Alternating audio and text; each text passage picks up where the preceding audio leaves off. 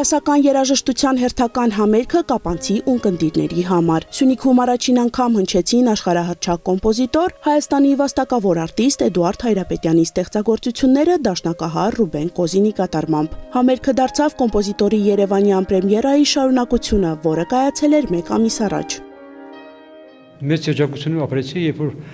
դուք գրում ես եւ ազգակ գտնում ես։ Եթե ազգակ գտնում ես մարզում, կապանում, դա մեր ուժատարից դա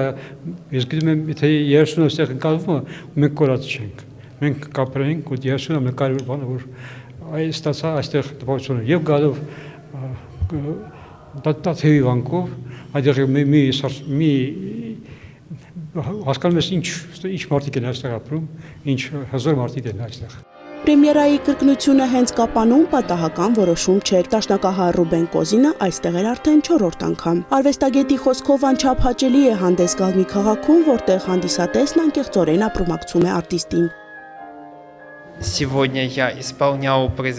Այսօր ես կատարեցի Էդուարդ Հայրապետյանի ստեղծագործությունները, որի հետ հանդիպումը կազմակերպվել էր միջոցառման շրջանակներում։ Իհարկե, հնչեցին նաև Բեթհովենի ստեղծագործությունները, մասնավորապես 31-րդ սոնատը, որը իմ սիրելիներից մեկն է։ Այն բարդ է ընկալման առումով, սակայն առանձնանում է խոր փիլիսոփայական եւ քնարական բովանդակությամբ։ Չայկովսկու հունիս, հուլիս, օգոստոս ստեղծագործությունները տարվա եղանակներից եւ Կոմիտաս Անդրեասյանի Ծիրանի ծառը նույնպես հնչեցին Կապանի արվեստի պետական քոլեջի բեմից։ Երեկոն կայացավ Ռոսոտրուդնիչեստվոյի նախաձեռնությամբ։